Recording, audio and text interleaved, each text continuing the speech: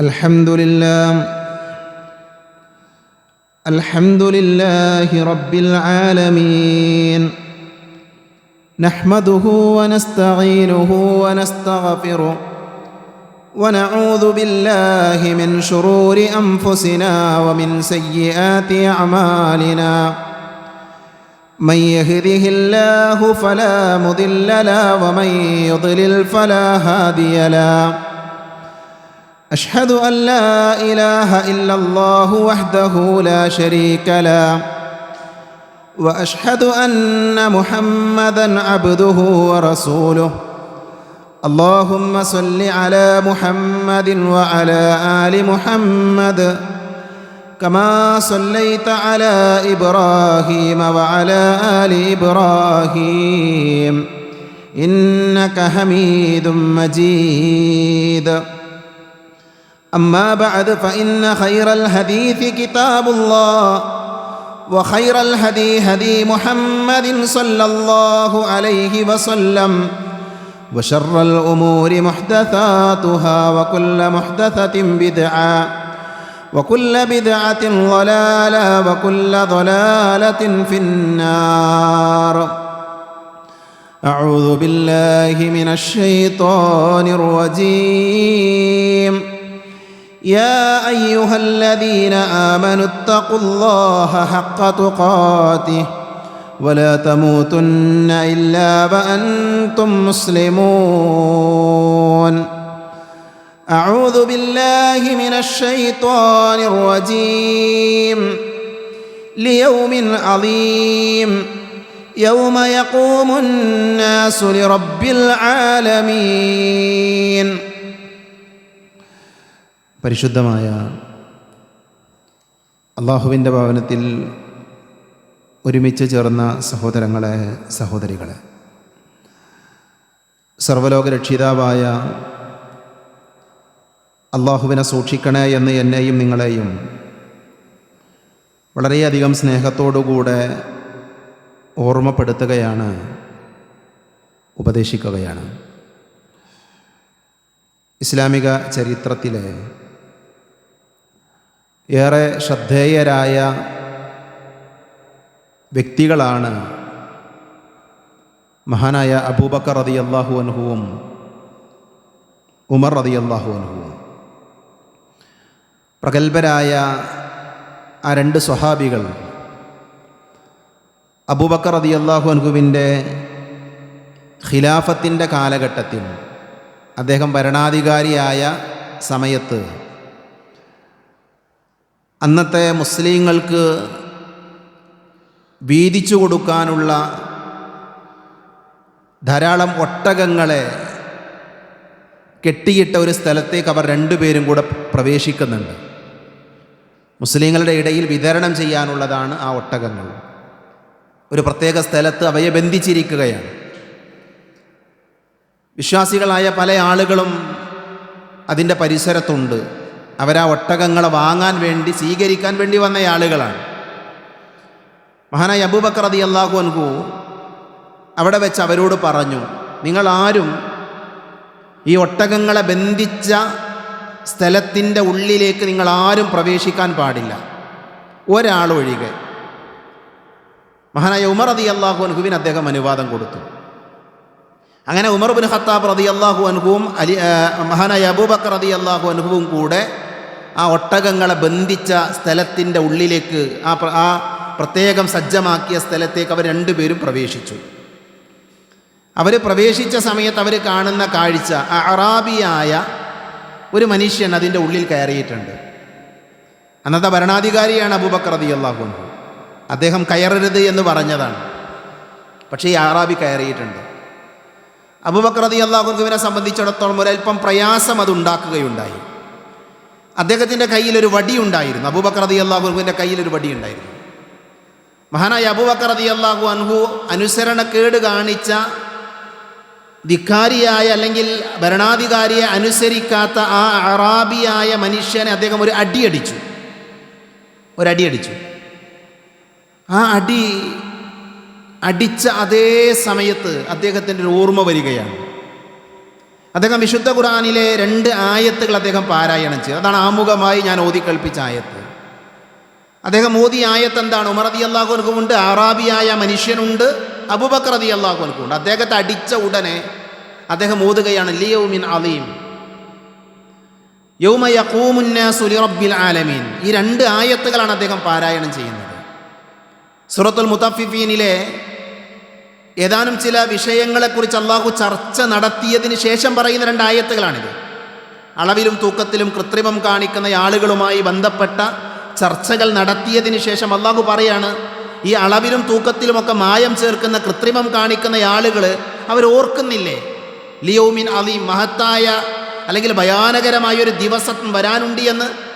യൗമ യഖൂമുൻ നാസു ലിറബ്ബിൽ ആലമീൻ, മനുഷ്യരെല്ലാവരും അള്ളാഹുവിൻ്റെ മുമ്പിൽ, ലോകരക്ഷിതാവായ അള്ളാഹുവിൻ്റെ മുമ്പിൽ നിൽക്കേണ്ട ഒരു ദിവസമുണ്ട് എന്ന് അവർ ഓർക്കുന്നില്ല. ഈ ആയത്താണ് അബൂബക്കർ റളിയല്ലാഹു പാരായണം ചെയ്യുന്നത്. നോക്കൂ നിങ്ങൾ, തൻ്റെ ജീവിതത്തിൽ താൻ ഒരു മനുഷ്യനെ അന്യായമായി ഒരു അടി അടിച്ചപ്പോൾ, യഥാർത്ഥത്തിൽ അന്യായമായി എന്നൊരു വാചകം പോലും പ്രയോഗിക്കാൻ പാടില്ല. അദ്ദേഹം ധിക്കാരം കാണിച്ചിട്ടുണ്ട്. ആ മനുഷ്യൻ, അറാബിയായ മനുഷ്യൻ അനുസരണക്കേട് കാണിച്ചിട്ടുണ്ട്. അതുകൊണ്ടാണ് അദ്ദേഹം അടിച്ചത്. അപ്പോൾ പോലും അദ്ദേഹത്തിൻ്റെ മനസ്സിലെ ചിന്ത എന്താണ്? അദ്ദേഹം ആലോചിക്കുന്നത് എന്താണ്? ഞാൻ പരലോകത്ത് ഈ അടി അടിച്ചതിൻ്റെ പേരിൽ ശിക്ഷിക്കപ്പെടുമോ എന്നാണ്. ചരിത്രം പറയുന്നത് മഹാനായ അബൂബക്കർ റളിയല്ലാഹു അൻഹു തൻ്റെ കയ്യിലുള്ള വടി ആ അറാബിയായ മനുഷ്യൻ്റെ കയ്യിൽ കൊടുത്തു. എന്നിട്ട് അയാളോട് പറഞ്ഞു, എന്നെ നിങ്ങൾ തിരിച്ചടിക്കണം, എന്നെ നിങ്ങൾ തിരിച്ചടിക്കണം. ഉമർ റളിയല്ലാഹു അൻഹു ഇതിനെല്ലാം സാക്ഷിയായിക്കൊണ്ട് അവിടെയുണ്ട്. ഉമർ ബിൻ ഖത്താബ് റളിയല്ലാഹു അൻഹു അറാബിയായ ആ മനുഷ്യനെ തടഞ്ഞു. അദ്ദേഹത്തോട് പറഞ്ഞു, അടിക്കാൻ പാടില്ല. അബൂബക്കർ റളിയല്ലാഹു അൻഹുവിനെ ഒരിക്കലും അടിക്കാൻ പാടില്ല. അദ്ദേഹത്തെ തടഞ്ഞുകൊണ്ട് അബൂബക്കർ റളിയല്ലാഹു അൻഹുവിനോട് ഉമർ റളിയല്ലാഹു പറഞ്ഞു, നിങ്ങൾ ഒരിക്കലും ഈ അറാബിയായ മനുഷ്യൻ അടിക്കാൻ അനുവാദം കൊടുക്കാൻ പാടില്ല. എന്തുകൊണ്ട്? നമ്മുടെ ഒരു കൽപ്പനയാണ് ഈ സ്ഥലത്തേക്ക് ഒരാളും പ്രവേശിക്കാൻ പാടില്ല എന്നുള്ളത്. അദ്ദേഹം ആ കൽപ്പനയെ ലംഘിച്ചുകൊണ്ട് ഉള്ളിൽ കടന്നയാളാണ്. അയാൾ ആ അടിക്കർഹനാണ്. അയാൾ ആ ശിക്ഷ ഏറ്റുവാങ്ങാൻ തയ്യാറാകേണ്ട മനുഷ്യനാണ്. പിന്നെ എന്തിനാണ് നിങ്ങൾ അതിന് പ്രതിക്രിയ ചെയ്യാൻ പറയുന്നത്? നാളെ ഒരു കാലഘട്ടത്തിൽ, നാളെ വരുന്ന ഒരു സമുദായം അവരെന്തു ചെയ്യും? ഒരുപക്ഷേ നിങ്ങൾ ഈ ചെയ്യുന്ന പ്രവൃത്തി കാരണം അന്യായം പ്രവർത്തിക്കുന്ന ആളുകൾക്ക് വരെ ന്യായത്തിൻ്റെ ആളുകളെ തിരിച്ചടിക്കാനുള്ള അധികാരമുണ്ട്, അർഹതയുണ്ട് എന്ന് പറയുന്ന ഒരു കാലഘട്ടം വരും. അതുകൊണ്ട് അടിക്കാനുള്ള അനുവാദം കൊടുക്കാൻ പാടില്ല എന്ന് മഹാനായ ഉമർ ബിൻ ഖത്താബ് റളിയല്ലാഹു അൻഹു പറഞ്ഞു. അബൂബക്കർ റളിയല്ലാഹു അൻഹു അത് കേട്ടു. ആ മനുഷ്യൻ അവകാശപ്പെട്ട മൃഗത്തെ, ഒട്ടകത്തെ അയാൾക്ക് കൊടുക്കുകയും അയാളെ ആ കൂട്ടിൽ നിന്ന്, ആ പ്രത്യേകമായ സ്ഥലത്ത് നിന്ന് യാത്ര അയക്കുകയും ചെയ്തു. ഇതാണ് ചരിത്രം. ഞാൻ ഇന്നത്തെ ഖുത്ബയിൽ ഈ ചരിത്രം എൻ്റെ സഹോദരങ്ങളുടെ മുമ്പാകെ ഓർമ്മപ്പെടുത്താനുള്ള കാരണം, നമ്മൾ കഴിഞ്ഞ ഖുത്ബയിൽ മഹാനായ ഇമാം ഷാഫി റഹ്മത്തുള്ളാഹി അലൈഹിയുടെ ഏതാനും ചില ഉപദേശങ്ങളാണ് പറഞ്ഞുകൊണ്ടിരിക്കുന്നത്. അറിവ് നേടുന്ന മനുഷ്യർക്കുണ്ടാകേണ്ട ചില ഗുണങ്ങൾ. അബൂബക്കർ റളിയല്ലാഹു അൻഹുവിൻ്റെ അറിവിൻ്റെ ആഴമാണ് യഥാർത്ഥത്തിൽ ഈ 2 ആയത്തുകൾ അദ്ദേഹത്തിന് ഓർമ്മ വന്നത്. ഒരു മനുഷ്യനെ അടിക്കുമ്പോൾ അദ്ദേഹത്തിൻ്റെ മനസ്സിലേക്ക് ഓടിയെത്തിയ ചിന്ത എന്താണ്? വിശുദ്ധ ഖുർആനിലെ 2 ആയത്തുകളാണ്. എന്തുകൊണ്ടത് ഓർമ്മയിൽ വന്നു? അദ്ദേഹത്തിന് അറിവുണ്ടായിരുന്നു എന്നുള്ളതാണ്. അദ്ദേഹത്തിന് ബോധമുണ്ടായിരുന്നു. അദ്ദേഹത്തിന് ദഖാ ഉണ്ട്, ബുദ്ധിയുണ്ട് എന്നുള്ളതാണ്. നാളെ പരലോകത്ത് ഞാൻ നിന്നാൽ അള്ളാഹുവിൻ്റെ മുമ്പിൽ എന്തു മറുപടി പറയും? അദ്ദേഹം ആലോചിച്ചതാണ്. പ്രിയപ്പെട്ടവരെ, നമ്മളൊക്കെ എത്ര വിശുദ്ധ ഖുർആനിലെ ആയത്തുകൾ വായിച്ചിട്ടുണ്ട്, നമ്മളൊക്കെ കേട്ടിട്ടുണ്ട്. ഈ ആയത്തുകൾ എവിടെയാണ് നമ്മളെ സ്വാധീനം ചെലുത്തിയിട്ടുള്ളത്? ഉമർ റളിയല്ലാഹു അൻഹുവിൻ്റെ ബുദ്ധി നോക്കൂ നിങ്ങൾ. ഈ ചരിത്രം, ഈ സംഭവം നടക്കുമ്പോൾ അദ്ദേഹം ആലോചിച്ച കാര്യം എന്താണ്? അബൂബക്കർ റളിയല്ലാഹു അൻഹു എങ്ങാനും അടിക്കാൻ അനുവാദം കൊടുത്താൽ വരും കാല സമൂഹം അന്യായം പ്രവർത്തിക്കുന്നവർ പോലും ന്യായം ചെയ്യുന്ന ആളുകളെ തിരിച്ച് ശിക്ഷിച്ചാൽ അതിനെ പ്രതിക്രിയ ചെയ്യുന്ന, പ്രതികാരം ചെയ്യുന്ന അവസ്ഥ ഉണ്ടാകും. അതും ബുദ്ധിയാണ്. ഇമാം ഷാഫി റഹ്മത്തുള്ളാഹി അലൈഹി പറഞ്ഞ വാചകം എന്താ? അഖീ ലൻ തനാലൽ ഇൽമ ഇല്ലാ ബിസിത്തത്തിൻ സഉംബീക അൻ തഫ്സീലിഹാ ബിബയാനിൻ. എന്നിട്ട് അദ്ദേഹം വിശദീകരിച്ചു, ദഖാഉൻ വഹിർസുൻ വജ്തിഹാദുൻ വബുൽഗത്തുൻ. സഹോദര, അറിവ് നേടണമെന്ന് നീ ആഗ്രഹിക്കുന്നുണ്ട് എങ്കിൽ 6 കാര്യങ്ങൾ നിനക്കുണ്ടാകണമെന്നാണ്. ആ 6 കാര്യങ്ങൾ ഞാൻ വിശദീകരിച്ചു തരാം. എന്നിട്ട് അദ്ദേഹം പറഞ്ഞു, ദഖാ ആണ്, ബുദ്ധിയാണ്, ഊർമ്മ ബുദ്ധി ഉണ്ടാകണം. അതാണ് കഴിഞ്ഞ ഖുത്ബയിൽ നമ്മൾ വിശദീകരിച്ചത്.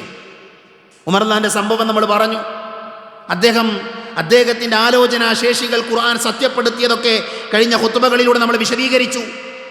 അതേപോലെ തന്നെ ഇമാം ഷാഫി റഹ്മത്തുള്ളാഹി അലൈഹിയെ പോലെയുള്ള, ഇമാം ബുഖാരിയെ പോലെയുള്ള, ഇസ്ലാമിക ലോകത്തെ വലിയ വലിയ പണ്ഡിതന്മാർ അവരൊക്കെ അവരുടെ ബുദ്ധി ഉപയോഗിച്ചതുകൊണ്ട് ഈ സമൂഹത്തിനുണ്ടായ നേട്ടങ്ങളെക്കുറിച്ചൊക്കെ നമ്മൾ പറഞ്ഞു.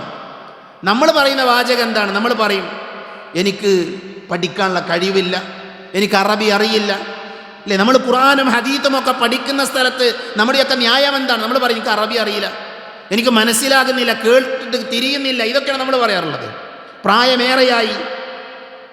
മഹാനായ പ്രവാചകൻ സല്ലല്ലാഹു അലൈഹി വസല്ലമ പ്രവാചകനായി കടന്നു വരികയും മക്ക വിജയിച്ചടക്കുകയും ചെയ്ത സമയത്ത് അബൂബക്കർ റളിയല്ലാഹു അൻഹു അദ്ദേഹത്തിൻ്റെ പിതാവിനെ, അബൂബക്കർ റളിയല്ലാഹു അൻഹുവിൻ്റെ പിതാവ്, അദ്ദേഹം പ്രായം ചെന്ന മനുഷ്യനാണ്. ആ മനുഷ്യനെ തൻ്റെ തോളിലിട്ടുകൊണ്ട് നബി സല്ലല്ലാഹു അലൈഹി വസല്ലമയുടെ സമീപത്തേക്ക് കൊണ്ടുവരുന്ന രംഗമുണ്ട്. പ്രവാചക തിരുമേനിയുടെ സമീപത്തേക്ക് നോക്കൂ നിങ്ങൾ. അവർ ദീന് പഠിക്കാൻ വേണ്ടി അങ്ങേയറ്റം കഷ്ടപ്പെട്ട ആളുകളാണ്, പ്രായമുള്ള ആളാണ്. അതുകൊണ്ട് തന്നെ ഓരോ മനുഷ്യരും, വിശ്വാസികളായ നമ്മൾ ഓരോരുത്തരും എന്ത് ചെയ്യണം? നമ്മുടെ ബുദ്ധി ഏറ്റവും നല്ല രീതിയിൽ ഉപയോഗിക്കണം. ഇസ്ലാം നമ്മളെ പഠിപ്പിക്കുന്ന കാര്യം അതാണ്. രണ്ടാമത്തെ വിഷയം എന്താണ്? രണ്ടാമത്തെ വിഷയം ഹിർസാണ്, താല്പര്യം ഉണ്ടാകണം. പഠിക്കണമെങ്കിൽ ബുദ്ധി വേണം, രണ്ട് താല്പര്യമുണ്ടാകണം. അറിവ് ലഭിക്കണമെന്ന ആഗ്രഹമുള്ളവനെ അറിവ് നേടിയെടുക്കാൻ സാധിക്കുകയുള്ളൂ. ഇമാം ഷാഫി റഹ്മത്തുള്ളാഹി അലൈഹി അദ്ദേഹത്തിൻ്റെ മാതാവ് ഒരു സ്ഥലത്ത് പഠിക്കാൻ കൊണ്ടുപോയാക്കി. അപ്പോൾ ഇമാം ഷാഫി നമ്മളൊക്കെ പോലെ അദ്ദേഹം പറഞ്ഞു, എനിക്കിതൊന്നും മനസ്സിലാകണില്ല, എനിക്കിതൊന്നും തിരിയുന്നില്ല, ഉസ്താദ് പറയുന്നതൊന്നും ഉൾക്കൊള്ളാനുള്ള കഴിവെനിക്കില്ല. അങ്ങനെ അദ്ദേഹം ആ സദസ്സിൽ നിന്ന് ഇറങ്ങിപ്പോന്നു എന്നാണ് ഇമാം ഷാഫി റഹ്മത്തുള്ളാഹി അലൈഹി. അവിടെ ഇരിക്കാൻ പറ്റാഞ്ഞിട്ട് അദ്ദേഹം ഇറങ്ങിപ്പോന്നു. അങ്ങനെ അദ്ദേഹത്തിൻ്റെ വീട്ടിലേക്ക് പോകുന്ന വഴിയിലാണ് ഒരു കാഴ്ച അദ്ദേഹം കാണുന്നത്. ഒരു പാറയുടെ മുകളിൽ നിന്ന് താഴേക്ക് വെള്ളം ഇങ്ങനെ വീഴുന്നുണ്ട്. ഒരു പാറയുടെ മുകളിൽ ചെറുതായിട്ട് വെള്ളം ഇങ്ങനെ താഴേക്ക് വീഴുന്നുണ്ട്. അപ്പോൾ ഇമാം ഷാഫി റഹ്മത്തുള്ളാഹി അലൈഹി ഇതിങ്ങനെ നോക്കി നിന്നു കുറച്ച് സമയം. അപ്പോൾ അദ്ദേഹം കണ്ട കാഴ്ച എന്താ പറയുക? ആ പാറയുടെ മുകളിൽ നിന്ന് വെള്ളം വീഴുക, ഒരു പാറൻ്റെ മുകളിലേക്ക്. ആ പാറ ഇങ്ങനെ അവിടെ ചെറുതായിട്ട് പൊളിഞ്ഞിട്ടുണ്ട്, പൊട്ടിയിട്ടുണ്ട്, വിടവുണ്ടായിട്ടുണ്ട്. അപ്പോൾ ഇമാം ഷാഫി ആലോചിച്ചു എന്നാണ്, വലിയ ശക്തിയൊന്നുമില്ലാതെ ചെറിയ ചെറിയ തുള്ളികളായി താഴേക്ക് വീഴുന്ന വെള്ളം അത് ഈ പാറയെ പിളർത്താൻ, പാറക്ക് വിള്ളലുണ്ടാക്കാൻ മാത്രം അതിന് ശക്തിയുണ്ട് എങ്കിൽ, പാറൻ്റെ അത്രയൊന്നും ശക്തിയില്ലാത്തതാണ് എൻ്റെ തലച്ചോറ്. അതുകൊണ്ട് തന്നെ എനിക്ക് പഠിക്കാൻ പറ്റും, അറിവെൻ്റെ തലയിലേക്ക് ഇറങ്ങും, ആ വിജ്ഞാനത്തെ എനിക്ക് ഉൾക്കൊള്ളാൻ കഴിയും എന്ന് മനസ്സിലാക്കി അവിടെ നിന്ന് വീണ്ടും വിജ്ഞാനത്തിൻ്റെ സദസ്സിലേക്ക് പോയിട്ടാണ് മഹാനായ ഇമാം ഷാഫി റഹ്മത്തുള്ളാഹി അലൈഹി വലിയ പണ്ഡിതനായി മാറിയത്. അദ്ദേഹത്തിന് താല്പര്യം ഉണ്ടായി. അതുകൊണ്ട് തന്നെ പഠിക്കണമെന്ന് ആഗ്രഹിക്കുന്ന ആളുകൾ എന്തു വേണം? അതിന് താല്പര്യമാണ്. ബാപ്പാൻ്റെ നിർബന്ധത്തിന് വഴങ്ങിയാവരുത് കുട്ടികൾ പഠിക്കേണ്ടത്. ഉമ്മയുടെയും ഉപ്പയുടെയും ഒക്കെ നിർബന്ധത്തിന് വഴങ്ങി പഠിക്കുന്ന കുട്ടികളാകാൻ വേണം. നമുക്ക് വേണ്ടി നമ്മൾ പഠിക്കണം. അതാണ് ഇമാം ഷാഫി റഹ്മത്തുള്ളാഹി അലൈഹി പറഞ്ഞത്, ഹിർസുണ്ടാകണമെന്ന്. മഹാനായ ഉമർ റളിയല്ലാഹു അൻഹു തൻ്റെ സഹോദരനായ മറ്റൊരാളോട് പറയുന്നതാണ്, ഇന്ന് നീ അള്ളാഹിൻ്റെ റസൂലിൻ്റെ സദസ്സിലേക്ക് ദീന് പഠിക്കാൻ പോയിക്കോ, ഞാൻ കച്ചവടത്തിന് പോകാം, അല്ലെങ്കിൽ ഞാൻ ജോലിക്ക് പോകാം. എന്നിട്ട് അന്ന് ആ രണ്ടുപേരും കൂടെ ഒരു കരാറുണ്ടാക്കി. ഒരാളൊരു ദിവസം കച്ചവടത്തിന് പോകും, ഒരാൾ റസൂലിൻ്റെ സദസ്സിലേക്ക് വിജ്ഞാനം തേടി പോകും. എന്നിട്ട് വൈകുന്നേരമാകുമ്പോൾ ജോലിക്ക് പോയ മനുഷ്യൻ അയാൾക്ക് കിട്ടിയ ശമ്പളത്തിൻ്റെ, അയാൾക്ക് അന്ന് കിട്ടിയ കൂലിയുടെ പകുതി ആർക്ക് കൊടുക്കും? നബിയുടെ സദസ്സിലേക്ക് വിജ്ഞാനം തേടിപ്പോയ മനുഷ്യന് കൊടുക്കും. നബിയുടെ സദസ്സിലേക്ക് വിജ്ഞാനം തേടിപ്പോയ മനുഷ്യൻ അയാൾക്ക് അന്ന് അവിടെ നിന്ന് കിട്ടിയ അറിവ് മുഴുവൻ എന്ത് ചെയ്യും? ഈ ജോലിക്ക് പോയ മനുഷ്യന് പകർന്നു കൊടുക്കും. അങ്ങനെയാണ് മഹാനായ ഉമർ ഇബ്നു ഖത്താബ് റളിയല്ലാഹു അൻഹു തൻ്റെ സഹോദരനുമായി, തൻ്റെ കൂട്ടുകാരനുമായി കരാറുണ്ടാക്കിയത്. നോക്കൂ നിങ്ങൾ, പഠിക്കാനുള്ള താല്പര്യം. ഇബ്നു അബ്ബാസ് റളിയല്ലാഹു അൻഹു അദ്ദേഹം ചെറിയ കുട്ടിയായിരിക്കുന്ന സമയത്ത് അദ്ദേഹം തൻ്റെ ഒരു കൂട്ടുകാരനോട് പറഞ്ഞു, നമുക്ക് നമ്മുടെ ഇടയിലുള്ള വലിയ പ്രഗത്ഭരായ സ്വഹാബികളുണ്ട്. ഇബ്നു അബ്ബാസ് മഹാനായ അബ്ദുല്ലാഹി ഇബ്നു മസ്ഊദിനെ പോലെയുള്ള വലിയ സ്വഹാബികളുണ്ട്. നമുക്ക് രണ്ടുപേർക്കും അവരുടെ സമീപത്ത് പോയി ദീന് പഠിക്കാം. നമ്മൾ കുട്ടികളാണല്ലോ, അപ്പോൾ അവർ നമുക്ക് പറഞ്ഞു തരും. നമ്മളത് പഠിച്ചാൽ അത് നമുക്കും ഉപകാരമാണ്. വരുന്ന കാലഘട്ടത്തിൽ ബാക്കിയുള്ള ആളുകൾക്ക് അത് പറഞ്ഞു കൊടുക്കാൻ പറ്റുമല്ലോ. ഇതാണ് ഇബ്നു അബ്ബാസ് റളിയല്ലാഹു അൻഹു തൻ്റെ കൂട്ടുകാരനോട് പറയുന്നത്. അപ്പോൾ കൂട്ടുകാരൻ പറഞ്ഞു, എന്ത് വിഡ്ഢിത്തരാ നീ പറയുന്നത്? നമ്മൾ ദീന് പഠിച്ചിട്ട് വലിയ കാര്യമൊന്നുമില്ല. കാരണം നമ്മുടെ അടുക്കലേക്കൊന്നും ദീന് കേൾക്കാൻ ആരും വരൂല. കാരണം ഇവിടെ ഒരുപാട് സ്വഹാബികളുണ്ട്, വലിയ വലിയ സ്വഹാബികളുണ്ട്. അതുകൊണ്ട് തന്നെ നമ്മുടെ സമയം നമ്മൾ അതിനുവേണ്ടി മാറ്റിവെച്ചിട്ട് കാര്യമില്ല എന്നാണ് ഇബ്നു അബ്ബാസ് റളിയല്ലാഹു അൻഹു കൂട്ടുകാരൻ പറഞ്ഞത്. ആ സമയത്ത് മഹാനായ ഇബ്നു അബ്ബാസ് റളിയല്ലാഹു അൻഹു കൂട്ടുകാരനെ ഒഴിവാക്കിയെന്ന. എന്നിട്ട് അദ്ദേഹം ദീന് പഠിക്കാൻ പോയി. ആരാ ഇബ്നു അബ്ബാസ് റളിയല്ലാഹു അൻഹു? ഇബ്നു അബ്ബാസ് റളിയല്ലാഹു അൻഹുവിനെ കുറിച്ച് നമ്മൾ ഇന്ന് പറയും റഈസുൽ മുഫസ്സിരീൻ എന്നാണ്. റഈസുൽ മുഫസ്സിരീൻ എന്ന് പറഞ്ഞ തഫ്സീറുകളുടെ നേതാവ്, മുഫസ്സിറുകളുടെ നേതാവാണ്. റഈസാണ് അദ്ദേഹം. അത്രയും വലിയ പണ്ഡിതനായി മാറി. താല്പര്യം ഉണ്ടായിരുന്നു. മനസ്സിലായില്ലേ? അറബി ഗ്രന്ഥങ്ങളൊക്കെ വായിക്കുമ്പോൾ ചില സ്ഥലത്ത് കാണാം ഖാലൽ ബഹർ. ഖാലൽ ബഹർ എന്ന് പറഞ്ഞാൽ ബഹർ എന്ന കടൽ എന്നാണ്. കടൽ പറഞ്ഞു എന്ന്. അപ്പോൾ ശരിക്കും അറബി ഇത് മനസ്സിലാകാത്ത ആൾക്കാർ ഇങ്ങനെ ആയിരിക്കും, എന്താ ഈ കടൽ എന്താ സംസാരിക്കുക? യഥാർത്ഥത്തിൽ എന്താണ് ഈ ഖാലൽ ബഹർ എന്ന് പറഞ്ഞാൽ അറിയോ? ഖാലൽ ബഹർ എന്ന് പണ്ഡിതന്മാർ പറയുന്നത് ഇബ്നു അബ്ബാസ് റളിയല്ലാഹു അൻഹു പറഞ്ഞു എന്നാ. ബഹറിനോളം വിശാലമായിരുന്നു അദ്ദേഹത്തിൻ്റെ ഇൽമ്. കടലിനോളം വിശാലമായ അറിവുള്ള ആളായിട്ട് ആര് മാറി? ഇബ്നു അബ്ബാസ് റളിയല്ലാഹു അൻഹു മാറി. എന്തുകൊണ്ടാണ്? അത് അദ്ദേഹത്തിനുള്ള താല്പര്യമാണ്, അറിവിനോടുള്ള താല്പര്യമായിരുന്നു. അതുകൊണ്ട് തന്നെ പഠിക്കുന്ന ആളുകൾ എന്ത് വേണം? അറിവിനോട് താല്പര്യമുള്ള ആളുകളാകണം. നബി സല്ലല്ലാഹു അലൈഹി വസല്ലമ പറഞ്ഞു, ഫദ്ലുൽ ആലിമി അലൽ ആബിദി കഫദ്ലി അല അദ്നാകും. ഇബാദത്ത് ചെയ്യുന്നതിനെ, ഒരാൾ നിസ്കരിക്കുക, നോമ്പ് നോൽക്കുക, മുഴുവൻ സമയം ഇബാദത്താണ്. ആ ഇബാദത്തിനേക്കാൾ മഹത്വമേറിയ കാര്യമാണ് അറിവ് നേടുക എന്നുള്ളത്. മനസ്സിലായോ? അതിനേക്കാൾ ശ്രേഷ്ഠതയുള്ള കാര്യമാണ് അറിവ് നേടുക എന്നുള്ളത്. വിശുദ്ധ ഖുർആനിലെ ഒരു ആയത്താണ്, ആയത്തിൻ്റെ ഒരു ഭാഗമാണ്. എന്താണ് ആയത്തിൽ പറയുന്നത്? നിങ്ങൾ രണ്ടുപേരും അള്ളാഹുവിങ്കലേക്ക് പശ്ചാത്തപിച്ച് മടങ്ങുന്നുവെങ്കിൽ അങ്ങനെ ചെയ്യുക. കാരണം നിങ്ങളുടെ രണ്ടുപേരുടെയും ഹൃദയങ്ങൾ തിന്മയിലേക്ക് ചാഞ്ഞു പോയിരിക്കുന്നു. എന്താ അള്ളാഹു പറയുന്നത്? നിങ്ങൾ രണ്ടുപേരും എന്തു ചെയ്യണം? അള്ളാഹുവിങ്കലേക്ക് പശ്ചാത്തപിച്ച് മടങ്ങണം. ആരാണ് ഈ രണ്ടാളുകൾ? വിശുദ്ധ ഖുർആനിൽ അള്ളാഹു രണ്ടാൾക്കാരോട് പറയാ, നിങ്ങൾ രണ്ടുപേരും പശ്ചാത്തപിച്ച് മടങ്ങണം, നിങ്ങളുടെ ഹൃദയം തെറ്റിലേക്ക് ചാഞ്ഞു പോയിരിക്കുന്നു. ഈ ആയത്ത് ഇബ്നു അബ്ബാസ് റളിയല്ലാഹു അൻഹു ഓതി. അപ്പം അദ്ദേഹത്തിന് അറിയില്ല ഈ രണ്ടാൾക്കാർ ആരാണ്. അള്ളാഹു ഇവിടെ ഉദ്ദേശിച്ച രണ്ടുപേരാരാണ് അദ്ദേഹത്തിന് അറിയില്ല. അദ്ദേഹം പലരോടും ചോദിച്ചു, ആർക്കും അറിയില്ല. അപ്പോൾ ഒരാൾ പറഞ്ഞു, അത് ഉമർ ബിൻ ഖത്താബ് റളിയല്ലാഹു അൻഹുവിനെ അറിയാം. ഉമർ റളിയല്ലാഹു അൻഹു അറിയാം. അപ്പം നോക്കൂ നിങ്ങൾ, അദ്ദേഹത്തിന് അത് അറിയാനുള്ള താല്പര്യമാണ്. അദ്ദേഹം ഉമർ റളിയല്ലാഹു അൻഹുവിനെ തേടി ഇറങ്ങി. അപ്പോഴാണ് അറിയുന്നത് ഉമർ റളിയല്ലാഹു അൻഹു ഹജ്ജിന് പോയിട്ടുണ്ടെന്ന്. ഈ ആയത്തിൻ്റെ അർത്ഥം അന്വേഷിച്ചുകൊണ്ട് ഇബ്നു അബ്ബാസ് റളിയല്ലാഹു അൻഹു മക്കയിലുള്ള ഹജ്ജ് ചെയ്യാൻ വേണ്ടി പോയ ഉമർ ബിൻ ഖത്താബ് റളിയല്ലാഹു അൻഹുവിൻ്റെ സമീപത്തേക്ക് ചെന്നു. അവിടെ ചെന്നു എന്നിട്ട് ചോദിച്ചു, ആരാണ് ഈ രണ്ടാൾക്കാർ? അപ്പം അദ്ദേഹം പറഞ്ഞു കൊടുത്തു. ആ രണ്ട് പേരാരാന്നറിയോ? നബിയുടെ ഭാര്യമാരാണ്. നബി സല്ലല്ലാഹു അലൈഹി വസല്ലമ തൻ്റെ ഭാര്യയായ സൈനബ് റളിയല്ലാഹു അൻഹയുടെ വീട്ടിൽ നിന്ന് തേന് കുടിക്കും. അത് വേറെ ഭാര്യമാരായ ആയിഷ റളിയല്ലാഹു അൻഹക്കും ഹഫ്സ റളിയല്ലാഹു അൻഹക്കും ഇഷ്ടമായില്ല. അബൂബക്കർ റളിയല്ലാഹുവിൻ്റെ മകൾ, ഉമർ റളിയല്ലാഹുവിൻ്റെ മകൾ, അവർക്ക് രണ്ടുപേർക്കും ഇഷ്ടമായില്ല. അപ്പോൾ അവർ രണ്ടുപേരും എന്ത് ചെയ്തു?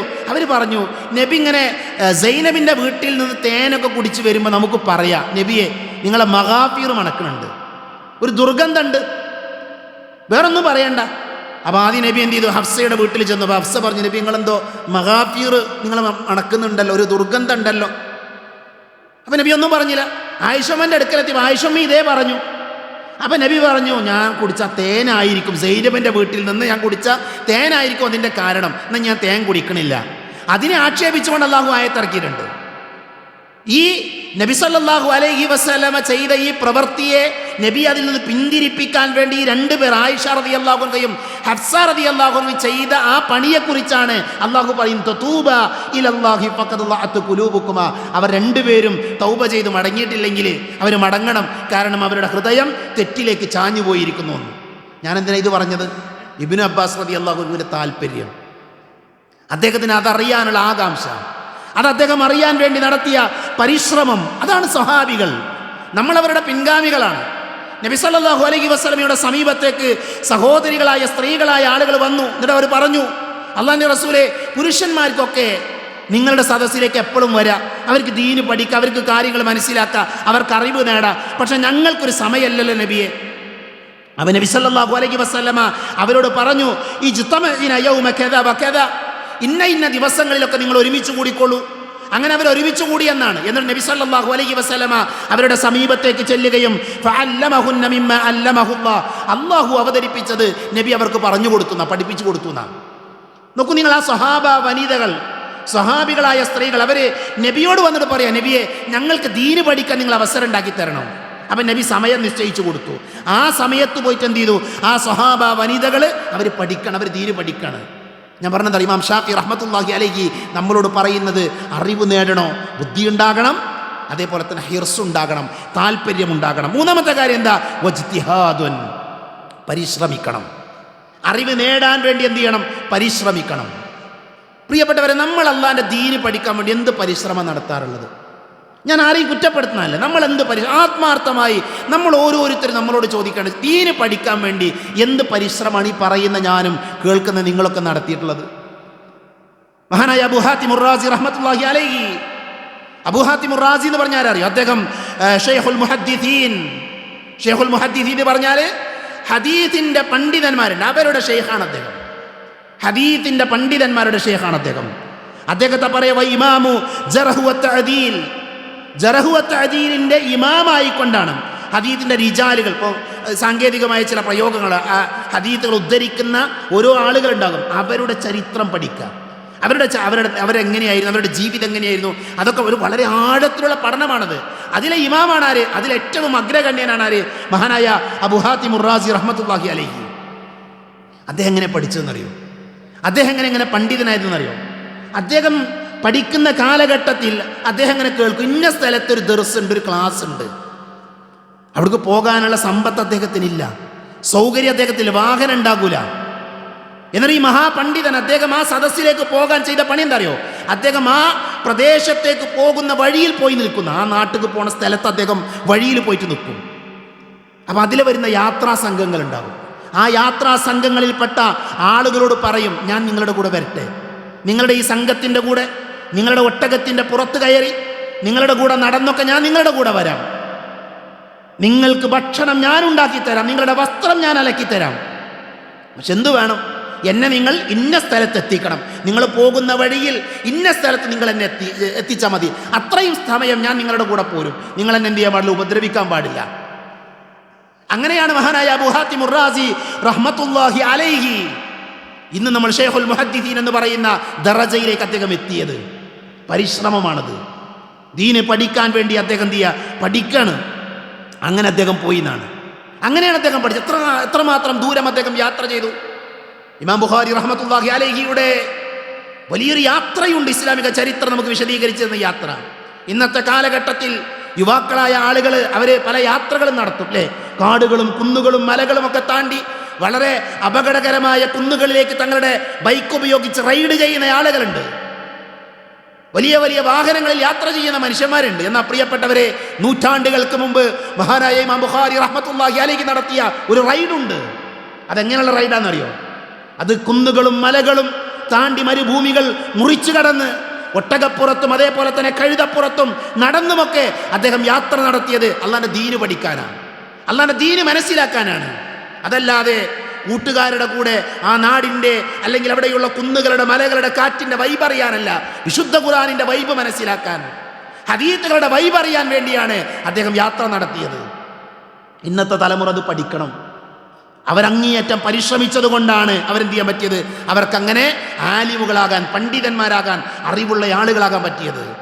ഇമാം ഷാഫി റഹ്മത്തുള്ളാഹി അലൈഹി പറഞ്ഞ നാലാമത്തെ കാര്യം ബുൽഗത്താണ്, സൗകര്യങ്ങളാണ്. ദീന് പഠിക്കണമെങ്കിൽ ചില സൗകര്യങ്ങൾ ആവശ്യം. ഇത് ഏത് കാലഘട്ടത്തിലാണ് ഇത് പറയുന്നത്? ഇന്ന് നമ്മൾ അനുഭവിക്കുന്ന സൗകര്യങ്ങളുടെ 1% പോലും സൗകര്യമില്ലാത്ത കാലഘട്ടത്തിലാണ് ഇമാം ഷാഫി പറയുന്നത് എന്ത്? പഠിക്കണമെങ്കിൽ സൗകര്യങ്ങൾ വേണമെന്ന്. അവർക്കുണ്ടായ സൗകര്യം എന്താ? അവർക്കുണ്ടായ സൗകര്യം എന്താ? നോക്കൂ നിങ്ങൾ, ഇന്ന് ഞാൻ ഈ ഖുത്ബക്ക് നോട്ട് പ്രിപ്പയർ ചെയ്യുമ്പോൾ എൻ്റെ മുമ്പിൽ എല്ലാ സൗകര്യമുണ്ട്. ഒരു ഹദീത്ത് ഞാൻ നിങ്ങളുടെ മുമ്പിൽ ഉദ്ധരിക്കണമെങ്കിൽ മുമ്പ് കാലഘട്ടങ്ങളിൽ ദിവസങ്ങളോളം പരിശോധിക്കണം. ഇപ്പം ഞാൻ പഠിക്കുന്ന സമയത്ത്, അറബിക് കോളേജിൽ പഠിക്കുന്ന സമയത്ത് ഒരു ഹദീത്ത് സ്വഹീഹാണോ ദഈഫാണോ എന്ന് വേർതിരിച്ചറിയണമെങ്കിൽ ഒരുപാട് സമയം വേണ്ടിയിരുന്നു. ഇന്നോ ഹദീത്തിന് ലെഫ്റ്റ് എടുക്കുക, നേരെ വെബ്സൈറ്റിലിടുക, ഒറ്റ ക്ലിക്ക് ചെയ്താൽ അത് ആരൊക്കെ ഉദ്ധരിച്ചു, ആരൊക്കെ സ്വഹീഹ എന്ന് പറഞ്ഞു, ആരൊക്കെ ദഈഫ് എന്ന് പറഞ്ഞു, എല്ലാം ഇവിടെ ലഭ്യമാണ്. മനസ്സിലായില്ലേ? എന്നാൽ മുമ്പ് കാലത്ത് ഇങ്ങനെയൊന്നും സൗകര്യമില്ല. നമ്മൾ ഇന്ന് എല്ലാ സൗകര്യങ്ങളും അനുഭവിക്കുന്ന ആളുകളാണ്. നമുക്ക് യാത്ര ചെയ്യാൻ സൗകര്യങ്ങളുണ്ട്, അതേപോലെ തന്നെ നമ്മുടെ കയ്യിൽ സമ്പത്തുണ്ട്, നമുക്ക് പേനയുണ്ട്, പെൻസിലുണ്ട്, എല്ലാ സൗകര്യമുണ്ട്, അല്ലേ? ദീന് പഠിക്കാനും മനസ്സിലാക്കാനും ഭൗതികമായ വിദ്യാഭ്യാസം ഉണ്ടാകട്ടെ, അത് പഠിക്കാനുള്ള എല്ലാ സൗകര്യങ്ങളുണ്ട്. ഇന്ത്യയിൽ, നമ്മുടെ രാജ്യത്ത് ഫതഹുൽ ബാരി എന്ന ഗ്രന്ഥം ഉണ്ടായിരുന്നില്ല. സ്വഹീഹുൽ ബുഖാരിയുടെ ഷറഹാണ്, വിശദീകരണമാണ് ഫതഹുൽ ബാരി. ഫതഹുൽ ബാരി എന്ന് പറഞ്ഞ ഗ്രന്ഥം ഇന്ത്യയിൽ ഉണ്ടായിരുന്നു. ഇന്നിപ്പോൾ നമ്മുടെ നാട്ടിൽ പ്രസംഗിക്കുന്ന, സംസാരിക്കുന്ന ഒട്ടുമിക്ക ആളുകളുടെയും കയ്യിൽ എന്തുണ്ടാകും? ഫതഹുൽ ബാരി ഉണ്ടാകും, അവരുടെ വീട്ടിലെ ഷെൽഫിലുണ്ടാവും. എന്നാൽ ഇന്ത്യയിൽ എന്തുണ്ടായിരുന്നില്ല? ഫതഹുൽ ബാരി ഉണ്ടായിരുന്നില്ല. ഭോപ്പാലിലെ ഖന്നൂജി റഹ്മത്തുള്ളാഹി അലൈഹി എന്ന് പറയുന്ന പണ്ഡിതനാണ് സ്വന്തം ചെലവിൽ അത് അച്ചടിക്കുന്നത് ഇന്ത്യയിൽ. ഇന്നോ ഇപ്പം നമ്മളൊക്കെ വീട്ടിലുള്ള ഗ്രന്ഥങ്ങൾ ഒരു വണ്ടിയിൽ നമുക്ക് ലോഡടിക്കാൻ മാത്രം പറ്റുന്ന ഗ്രന്ഥങ്ങൾ കൊണ്ട് സമ്പന്നമാണ് ഇന്നത്തെ കാലഘട്ടം. നമ്മുടെ പള്ളികളിൽ, നമ്മുടെ ലൈബ്രറികളിൽ, നമ്മുടെ നാട്ടിലുള്ള ഉസ്താദുമാരുടെയൊക്കെ വീടുകളിൽ ഗ്രന്ഥങ്ങൾ കൊണ്ട് സമ്പന്നമാണ്. നമുക്ക് പഠിക്കാനുള്ള എല്ലാ അവസരങ്ങളുണ്ട്. ഇനി സാധാരണക്കാരായ ഒരാളെ സംബന്ധിച്ച് അയാൾക്ക് പഠിക്കാൻ അവസരമല്ലേ, അയാൾക്കും പഠിക്കാൻ അവസരമുണ്ട്. ഇപ്പോൾ വാട്സപ്പ് നോക്കൂ നിങ്ങൾ, എല്ലാ ദിവസവും എന്തെങ്കിലും ഒരു ഇൽമ് വരാത്തൊരു ദിവസമുണ്ടോ നമ്മുടെ വാട്സപ്പിലേക്ക്? അതേപോലെ പീസ് റേഡിയോ എന്ന് പറഞ്ഞൊരു ആപ്പ് ഉണ്ട്, നിങ്ങൾ പരിശോധിച്ചിട്ടുണ്ടാവും ചിലപ്പോൾ. 24 മണിക്കൂറും ഒരു സെക്കൻഡ് പോലും മുറിയാതെ 24 മണിക്കൂർ നന്മ ഇങ്ങനെ ഒഴുകിക്കൊണ്ടിരിക്കുന്ന ഒരു ആപ്പാണ്. എന്തൊക്കെ ആപ്പ് ഞാൻ നിങ്ങൾക്ക് ഉപയോഗിക്കുന്നുണ്ട് നമ്മുടെ മൊബൈലുകളിൽ, എന്തൊക്കെ അശ്ലീലതകൾ, എന്തൊക്കെ തോന്നിവാസങ്ങൾ. എന്നാൽ നോക്കൂ നിങ്ങൾ, ഒരു സംഗീതത്തിൻ്റെ അകമ്പടി പോലും ഇല്ലാതെ 24 മണിക്കൂറും നന്മ പ്രവഹിക്കുന്ന മലയാളത്തിലുള്ളൊരു ആപ്പ് നമ്മുടെ മുമ്പിലുണ്ട്, നമ്മുടെ റേഡിയോ, നമ്മുടെ മൊബൈലിൽ നമുക്ക് കിട്ടും. ആരാ ഇൻസ്റ്റാൾ ചെയ്തത്? കാശ്മീരിൻ്റെ മലമടക്കുകളിൽ അവിടെ ഇന്ത്യ രാജ്യത്തിൻ്റെ കാവലിരിക്കുന്ന പട്ടാളക്കാരൻ പീസ് റേഡിയോ ഉപയോഗിച്ച് ദീന് പഠിക്കുന്നുണ്ട്. മനസ്സിലായോ? അയാൾ ദീന് പഠിക്കുന്ന എങ്ങനെയാ? റേഡിയോ ഉപയോഗിച്ച, മലയാളത്തിലുള്ള റേഡിയോ ഉപയോഗിച്ചിട്ടാണ്. എന്നിട്ട് അയാൾ മെസ്സേജ് അയക്കാണ്, ഇതുണ്ടായതുകൊണ്ട് എനിക്ക് കുറേ സമാധാനമുണ്ട്, ദീൻ എനിക്ക് പഠിക്കാൻ പറ്റിയിരുന്നു. നമ്മളതിൻ്റെ ചാരത്ത് ജീവിക്കുന്ന ആൾക്കാരാണ്, സമയമുള്ള ആൾക്കാരാണ്. അങ്ങ് ഡൽഹിയിലെ ക്യാമ്പസിലെ കലാലയത്തിലെ അധ്യാപിക റേഡിയോയുടെ ശ്രോതാവാണ്. അവർ അള്ളാഹിൻ്റെ ദീന് സ്വീകരിച്ച ആളാണ്. മുസ്ലിം അല്ലാത്ത ഒരാൾ ഇസ്ലാം മതം സ്വീകരിച്ചിട്ട് അവരിന്ന് വിശുദ്ധ ഖുർആൻ പഠിക്കുന്നത് ഈ റേഡിയോ ഉപയോഗിച്ചിട്ടാണ്. ഞാനും നിങ്ങളോ? നമുക്ക് കുറേ സമയം ബാക്കിയുണ്ട്, എല്ലാ വിധത്തിലുള്ള സൗകര്യങ്ങളുണ്ട്, പക്ഷേ പഠിക്കാൻ നമ്മൾ തയ്യാറാകില്ല. അതുകൊണ്ട് പ്രിയപ്പെട്ടവരെ, പഠിക്കാൻ നമ്മൾ തയ്യാറാക്കണം. 5-ാമത്തെ കാര്യം, ഒരു ഉസ്താദിൻ്റെ അടുത്ത് പഠിക്കണം എന്നുള്ളതാണ്. ഒരു ഉസ്താദിൻ്റെ അടുത്ത് പഠിക്കണം. എന്താ അങ്ങനെ പറഞ്ഞാൽ? നമ്മൾ സ്വന്തം ഗവേഷണം നടത്തി പഠിക്കുമ്പോൾ ഒരുപാട് അബദ്ധങ്ങൾ ഉണ്ടാകാൻ സാധ്യതയുണ്ട്. പ്രത്യേകിച്ച് ഗൂഗിളൊക്കെ ഉപയോഗിച്ചിട്ടാണ് പല ആൾക്കാരും ഗൂഗിളിൽ സെർച്ച് ചെയ്യും. ഗൂഗിളിൽ നമുക്ക് ഉത്തരമൊക്കെ കിട്ടും, പക്ഷെ ആ ഉത്തരം എന്താണെന്നുള്ളത് ഉറപ്പ് വരുത്തണം പറയുന്നതിൻ്റെ മുമ്പ്. വലിയ അബദ്ധങ്ങളുണ്ട് അതിലൊക്കെ. അതുകൊണ്ട് തന്നെ ഒരു ഉസ്താദിൻ്റെ സാന്നിധ്യത്തിൽ നിന്ന് എന്ത് ചെയ്യണം? പഠിക്കണമെന്നുള്ളത് നമ്മൾ തീരുമാനിക്കണം. അതാണ് അദ്ദേഹം ഇമാം ഷാഫി പറഞ്ഞത്. 6-ാമത്തെ കാര്യം അദ്ദേഹം അവസാനമായി പറഞ്ഞു തരോ, പിന്നെ പഠിക്കണം എന്നുണ്ടെങ്കിൽ കാത്തിരിക്കണം, കുറച്ച് സമയമൊക്കെ കാത്തിരിക്കണം, എന്നാലേ പഠിക്കാൻ പറ്റുള്ളൂ. കുറച്ച് സമയം കാത്തിരുന്ന്, ഇമാം അബൂ ഹനീഫ റഹ്മത്തുള്ളാഹി അലൈഹി 40 വയസ്സ് വരെ അദ്ദേഹം വിദ്യാർത്ഥിയായിരുന്നു. അതാ റളിയല്ലാഹു അൻഹു 30 വയസ്സ് വരെ അദ്ദേഹം എന്തായിരുന്നു? ഇബ്നു അബ്ബാസ് റളിയല്ലാഹു അൻഹുവിൻ്റെ അടുക്കൽ ചടഞ്ഞിരുന്ന് പഠിച്ച ആളാണ്. അതുകൊണ്ട് തന്നെ ഭൗതികമായിട്ടായാലും മതപരമായിട്ടായാലും വിദ്യ അഭ്യസിക്കണമെങ്കിൽ എന്ത് വേണം? കുറച്ച് സമയം കാത്തിരിക്കാൻ നമ്മൾ തയ്യാറാകണം. ഇബ്നു സീരീൻ റഹ്മത്തുള്ളാഹി അലൈഹിയെ പോലെയുള്ള ഇസ്ലാമിക ലോകത്തെ പണ്ഡിതന്മാർ ഒരേ സമയത്ത് നല്ല മുസ്ലിമായിരുന്നു. അതേപോലെ തന്നെ വലിയ വലിയ അറിവുകൾ, ഭൗതികമായ അറിവുകൾ അവർ നേടിയിട്ടുണ്ട്. അതിനൊക്കെ അവർ കാത്തിരിപ്പിട്ടുണ്ട്, അധ്വാനിച്ചിട്ടുണ്ട്. അതുകൊണ്ട് പ്രിയപ്പെട്ടവരെ, നമ്മൾ ഇമാം ഷാഫി റഹ്മത്തുള്ളാഹി അലൈഹി പറഞ്ഞ 6 ഗുണങ്ങൾ നമ്മുടെ ജീവിതത്തിലേക്ക് കൊണ്ടുവരാൻ വേണ്ടി ശ്രദ്ധിക്കുക. അല്ലാഹു നമ്മെ അനുഗ്രഹിക്കുമാറാകട്ടെ.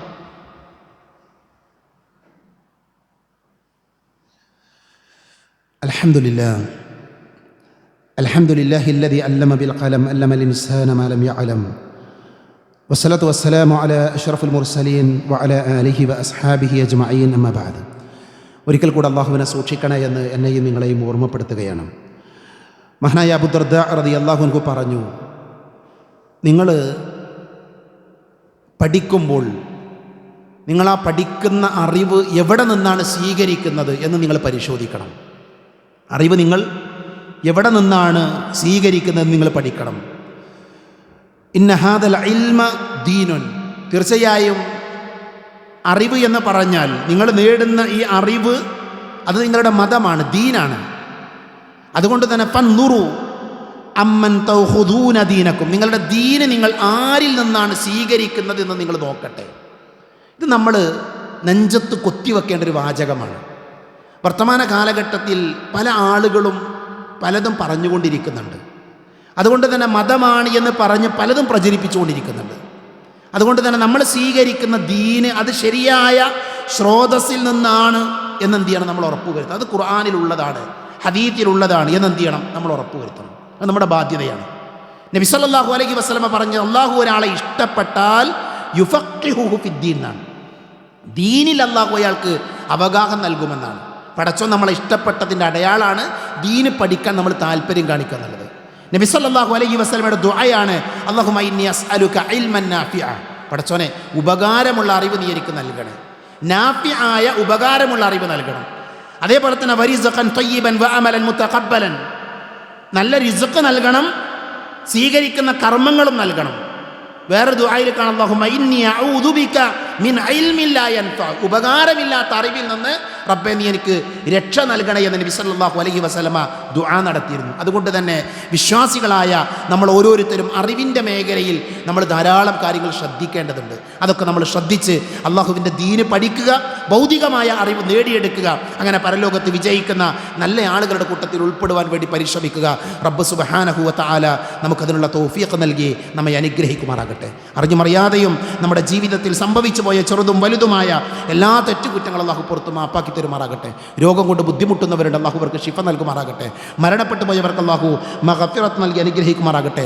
അല്ലാഹു മഗ്ഫിർ ലിൽ മുഅ്മിനീന വൽ മുഅ്മിനാത്ത് والمسلمين والمسلمات الأحياء منكم والأموات اللهم أجرنا من النار اللهم أجرنا من النار اللهم أجرنا من النار ربنا آتنا في الدنيا حسنة وفي الآخرة حسنة وقنا عذاب النار آمين آمين برحمتك يا أرحم الراحمين وآخر دعوانا الحمد لله رب العالمين.